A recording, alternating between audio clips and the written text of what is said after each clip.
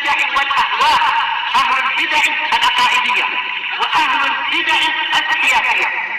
نقول بيننا وبينكم السلف، بيننا وبينكم الكتب، كان فيقول البدع بيننا وبينكم.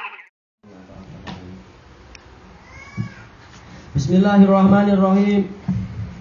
Qala Syekh Abdul Aziz Al-Rashid rahimahullah. Qala Ibnu Daqiqil Id rahimahullah. Ini dalam Syarhul Arba'in di bawah hadis yang ke-28. I'lam annal muhdats ala qismain. Ketahuilah bahwasanya perkara baru itu terbagi dua. Muhdatsun laisa lahu aslun minas syariah. Perkara baru yang tidak memiliki dasar dari syariat. Fahadha batilun matmum. Maka ini adalah batil dan tercela. Wa muhdatsun yahmilun naziru alan nazir. Perkara baru yang mana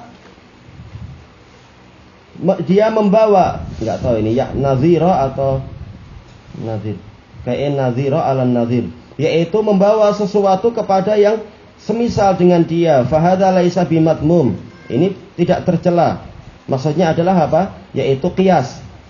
Qiyas yang betul. Walaupun apa? Walaupun dalam Al-Quran tidak dibahas, boleh jadi tentang masalah apa itu daun ketum. Tapi kalau kita lihat dia memiliki kesamaan dengan apa? Berbagai jenis mukhaddirat, maka dia masuk di dalam khamar.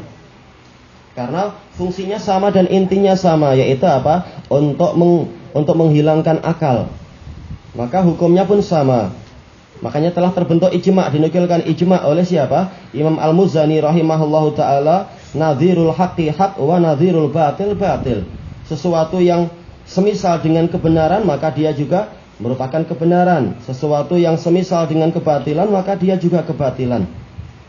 Nah, kalau dari sudut pandang ini jelas ini bukan sesuatu yang batil. Tetapi apa? Untuk mengqiyas ini perlu ilmu yang sangat luas dan mendalam. Tidak layak orang bermudah-mudah untuk mengqiyas yang nanti akan jatuh kepada bid'ah. Seperti apa yang dilakukan oleh mubtadi'ah. Mereka membuat acara maulid Nabi. Kita ditanya, apa dalil Anda qiyas? Qiyas bagaimana itu? Yaitu Rasulullah SAW memperingati hari lahirnya beliau di hari Isnin. Nah, kita berarti apa? Hari lahir itu adalah sesuatu yang layak diperingati. Oh, kalau begitu tanggal 12 Rabiul Awal ini hari lahirnya Nabi, maka kita buat maulid Nabi. Ini qiyas yang batil. Rasulullah tidak melakukan itu. Rasul cuma apa? Melakukan di hari Isnin. Itu pun dengan amalan-amalan yang berupa apa? Dengan berupa puasa saja. Sementara kalian membuat makanan ini, membuat makanan itu, membaca maulid Nabi ini, membaca tahlil itu, yang Allah Ta'ala dan Rasulnya tidak mengajarkan itu. Kenapa kalian tidak mengkiaskan kepada apa? Kepada hukum yang sama. Kalau memang itu sama berarti apa? Hukumnya sama, yaitu apa? Dikerjakan di situ puasa. Selesai. Kenapa kalian tambah dengan beraneka ragam tambahan-tambahan lagi? Itu sudah keluar dari apa? Dari hukum qiyas namanya. Itu pun kalau qiyasnya betul. Sementara Rasulullah SAW apa itu? Memerintahkan kita untuk ikut dan jangan membuat yang baru. Kalau ikut berarti apa? Cukup puasa hari Isnin saja. Tidak perlu membuat acara yang aneh-aneh di tanggal 12 Rabiul Awal itu. Tayyib. Jadi walaupun dia itu memiliki nazir, yaitu sesuatu yang setara untuk dikiaskan, tetapi apa? Tidak semua perkara itu layak untuk dikiaskan. Harus apa? Harus memiliki hujah yang kuat dan ilmu yang sangat mendalam, sehingga layak untuk melakukan itu. Baik. Dan telah dijelaskan oleh Imam Asy-Syatibi rahimahullahu taala, tetap semuanya itu harus apa? Di dalam koridor, di dalam area amalan salaf. Kalau salaf tidak mengamalkan, maka pasti ini adalah kebatilan. Kemudian Ibnu Daqiq Al-Id mengatakan li'anal bid'ah wa lafdzul muhdats la yudhammani li mujarradil ism. Karena lafaz bid'ah dan muhdats itu tidak dicela karena semata-mata namanya. Bal li makna mukhalafati sunnah, tetapi karena suatu makna menyelisihi sunnah. Seandainya ini tidak dinukil lebih baik. Kenapa? Karena nanti orang-orang akan mengatakan, oh ini enggak menyelisihi sunnah. Dari sisi apa? Ini tidak bertentangan dengan sunnah Nabi. Tidak sampai apa? Menentang sebuah sunnah. Bahkan apa? Kita menambah dan melengkapi. Kita katakan cukup. Itu adalah apa? Adalah menyelisihi sunnah juga sebenarnya. Dan cukup itu adalah sesuatu yang tercela, membuat tambahan-tambahan tanpa izin dari Allah Ta'ala. Dan kalau diteliti itu juga menyelisihi sunnah. Karena sunnah itu terbagi dua. Sunnah fi'liyah dan sunnah tarkiyah. Yaitu mengerjakan sesuatu itu juga sunnah, meninggalkan sesuatu yang Rasulullah meninggalkan sesuatu itu juga sunnah. Sunnah tarkiyah sebagaimana dijelaskan oleh Syekhul Islam di dalam Iqtida' Shiratal Mustaqim. Perkara-perkara yang muqtadanya ada di zaman Nabi SAW, tapi sengaja Nabi itu tidak mengerjakan, maka berarti memang meninggalkannya adalah sunnah. Tayyib. Dan mengerjakannya itu adalah menjadi bid'ah, walaupun tidak tampak dia bertentangan dengan suatu sunnah tertentu.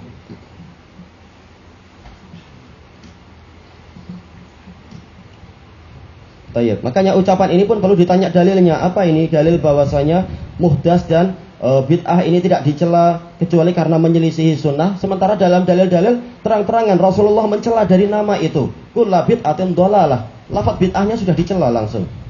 Karena memang secara syar'i ini adalah akan membuat perubahan terhadap agama yang mana Allah Ta'ala tidak rela adanya perubahan-perubahan tadi. Agama telah sempurna. Seandainya ini nggak ditampilkan kalam ulama yang lebih dulu dan sama-sama Syafi'iyah tapi lebih dulu, yaitu Imam Abu Syamah, ini niscaya lebih baik. Tayyib. Faqad qala ta'ala ma ya'tihim min dzikrim min rabbihim muhdatsin. Ini kembali kepada makna bahasa, bukan pada makna syar'i. Tidak datang kepada mereka yaitu berupa peringatan dari Rabb mereka yang baru, peringatan yang baru, illa stama'uhu wa hum yal'abun, kecuali mereka mendengarnya dalam keadaan mereka main-main. Wa qala Umar nikmatul bid'ah hadhi. Ini kembali kepada bahasa. Sementara yang dibahas dalam masalah dia itu dicela atau dipuji itu adalah pembahasan syariah. Masalah bahasa telah lewat. Yakni tarawih. Qala Syekh Taqiyuddin Ibnu Taimiyah rahimahullah dalam Majmu'ul Fatawa yang keempat, muka surat 196. Wa aslu dalali ahlil ard innama nasya'a min hadain. Dan asal kesesatan penduduk bumi itu hanyalah munculnya dari dua perkara ini. Imma ittikhadhi dinin lam yashra'hullah. Nah, ini cukup untuk Untuk membatalkan semua bid'ah. Yaitu mengambil agama yang tidak disyariatkan oleh Allah. Sama saja itu dalam keadaan bertentangan dengan suatu sunnah atau tidak. Tapi dia membawa perkara baru, cukup. Ini adalah perkara yang dicela sebagaimana telah kita lewati. Am lahum syuraka'u syara'u lahum minad dini ma lam ya'dzan bihillah. Apakah mereka mensyariatkan? Apakah mereka punya sekutu-sekutu yang mensyariatkan untuk mereka, yaitu bagian dari ajaran agama yang tidak diizinkan oleh Allah? Tidak masalah apakah dia itu bertentangan dengan suatu ajaran Nabi atau tidak. Tapi dia mendatangkan perkara baru, maka seakan-akan dia mendatangkan sebuah risalah baru dan Nabi baru. Dan tidak merasa cukup dengan Rabb yang ada, yaitu Allah Ta'ala. Qal au tahrimi ma lam yuharrimuhullah, atau mengharamkan sesuatu yang tidak Allah haramkan. Walihada kana al-aslul ladzi bana alaihi al-Imam Ahmad wa ghairuhu min a'immah madzahibahum. Oleh karena itulah prinsip yang dibangun di atasnya, prinsip yang dibangun yang Imam Ahmad dan para a'immah yang lain membangun madhab mereka adalah Anna a'malal khalqi tanqasimu ila ibadat. Bahwasanya amalan para makhluk itu terbagi menjadi Yang pertama ibadah-ibadah yattakhizunaha, yang ibadah-ibadah yang mereka ambil. Wa ila adat yang tafi'una biha, dan tradisi-tradisi yang mereka ambil manfaatnya fi ma'aishihim, di dalam kehidupan mereka. Fal aslu fil ibadat la yushra' illa ma syara'ahullah. Asal dari ibadah adalah tidak disyariatkan kecuali apa yang Allah Ta'ala syariatkan. Ini prinsip yang harusnya orang tidak perlu lagi membuat takwil-takwil. Kenapa? Kalau dia melanggar prinsip ini berarti seakan-akan enggak ada gunanya Nabi Muhammad diutus. Orang mampu membuat sendiri. Menurut Menurut kesombongan mereka. Oh, saya mampu membuat, padahal apa? Pasti hasilnya adalah rusak dan jelek. Berapa banyak syariat dan undang-undang dibuat, hasilnya adalah apa? Penuh dengan celah, penuh dengan cacat dan penuh dengan noda. Sehingga para penjahat pun leluasa untuk apa? Untuk mempermainkan hukum tadi. Ini hasil dari apa? Orang merasa sombong dengan hukum Allah. Sehingga apa? Sehingga membuat hukum-hukum sendiri dan merasa lebih pandai. Wa rasuluh, apa yang disyariatkan oleh Allah dan Rasulnya. Wal aslu fil adat alla yuhdhar minha. Asal dari tradisi, asal dari adat kebiasaan adalah tidak terlarang illa ma hadarahullah wa rasuluh, kecuali apa yang dilarang oleh Allah dan Rasulnya. Qala al ulama rahimahumullah al ibadat mabnaha ala tauqifi wal ittiba' la ala al-ikhtira'i wal ibtida'. Ibadah-ibadah itu dibangun di atas tauqif, yaitu berhenti pada wahyu, walittiba, dan mengikuti wahyu itu. La alal ikhtira, bukan dibangun di atas membuat-buat sendiri, walibtida, yaitu membikin-bikin sendiri, kreasi sendiri. Ini adalah kesombongan, merasa mampu membuat sendiri ajaran yang dianggap baik. Fal aslu fil ibadat at-tahrim illa ma syara'ahu Allah wa rasuluh. Maka asal dari ibadah adalah pengharaman, kecuali apa yang Allah dan Rasulnya syariatkan. Walihada yustaratu lil ibadah syarta. Oleh karena itulah disyaratkan untuk ibadah itu dua syarat. Al-ikhlasu wal mutaba'ah. Ikhlas untuk Allah secara batinnya dan mengikuti Nabi secara zahirnya. Kama fi sahih, sebagaimana dalam sahih, yaitu Bukhari nomor yang ke-2697. Muslim nomor yang ke 1718 min hadisi Aisyah radhiyallahu anha anin nabiyyi sallallahu alaihi wasallam. Rasulullah SAW bersabda, "Man ahdasa fi amrina hadza ma laisa minhu fahuwa rad." Barang siapa membuat perkara baru di dalam urusan agama kami ini, yang mana dia bukan bagian dari agama kami, maka perkara itu adalah tertolak. Harusnya ini sesuatu yang sangat jelas, tidak perlu lagi ditakwil sana sini, meletihkan dan seterusnya. Ajaran telah sangat jelas, tidak perlu kita menambah-nambah lagi.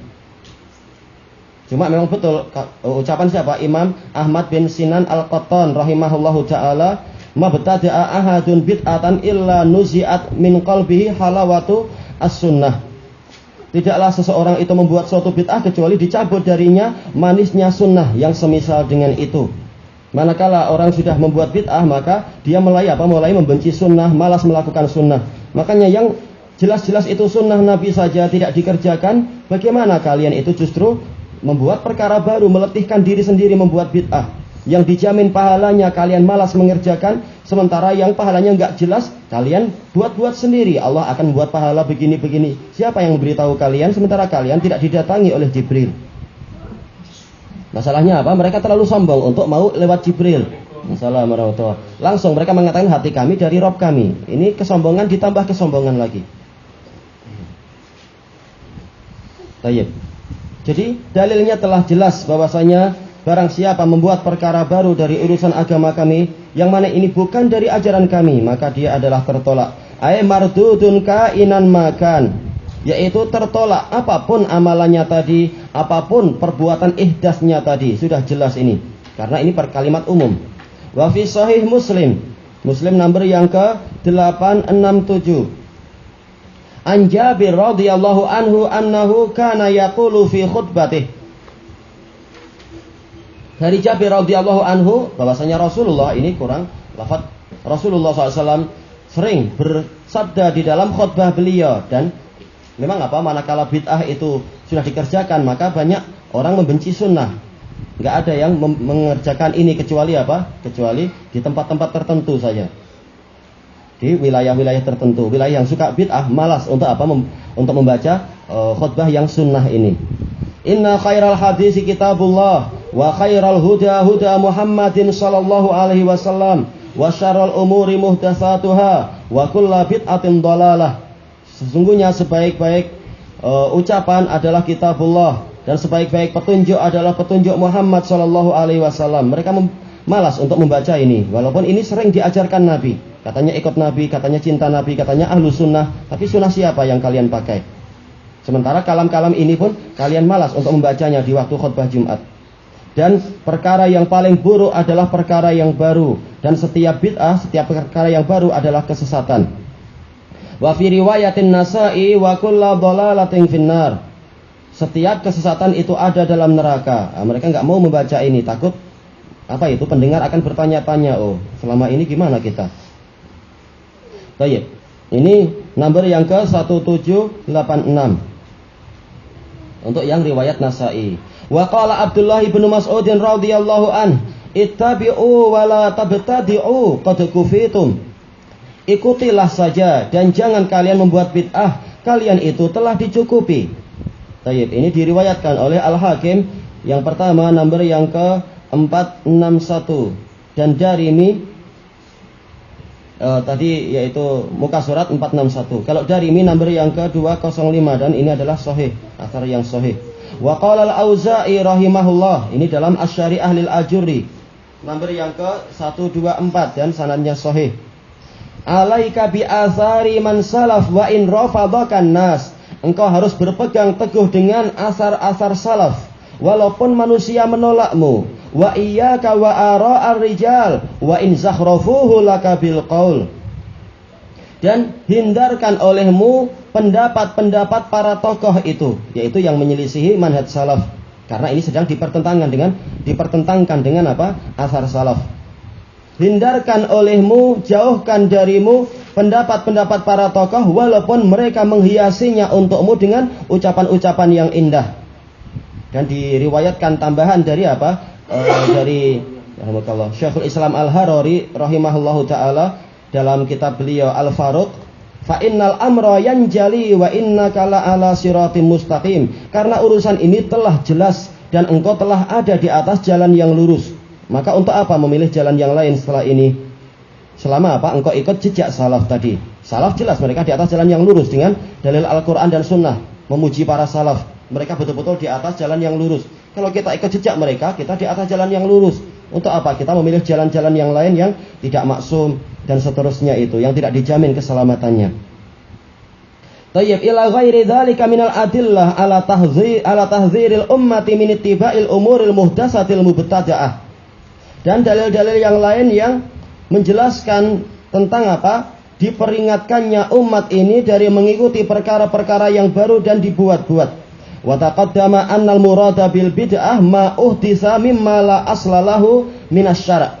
Dan telah berlalu pembahasan bahwasanya yang dimaksud dengan bid'ah adalah sesuatu yang dibuat-buat yang tidak memiliki dasar dari syariat. Tidak seperti ucapan orang yang membela bid'ah, oh, ini mikrofon juga bid'ah. Kita katakan ini bukan bid'ah. Mikrofon ini masalah keduniaan. Sementara bid'ah secara pembahasan syariah adalah apa? Perkara baru di dalam urusan agama. Dan dalam sudut pandang yang lain, jangan disangka tidak ada asalnya. Ada asalnya. Ketika apa? Rasulullah sakit dan suaranya lemah, Abu Bakar yang meneruskan suara beliau, yang menyampaikan ucapan beliau. Ini adalah dasar adanya mikrofon. Sumbernya sudah ada. Baik. Kemudian apa? Yadullu alaih, asal dari syariat yang menunjukkan tentang apa? Diperbolehkannya amalan tadi. Wa amma ma kana lahu aslun minas syara' yadullu alaih falaisa bi bid'atin syar'a. Adapun perkara yang dia memiliki dasar dari syariat yang menunjukkan kepada bolehnya perbuatan tadi, maka ini bukan bid'ah secara syariat. Wa in kana bid'atan lughah, walaupun dia adalah bid'ah secara bahasa. Tayyib ilahuna wallahu a'lam. Solat di Mekah ada mungkin Bilal belakang membuat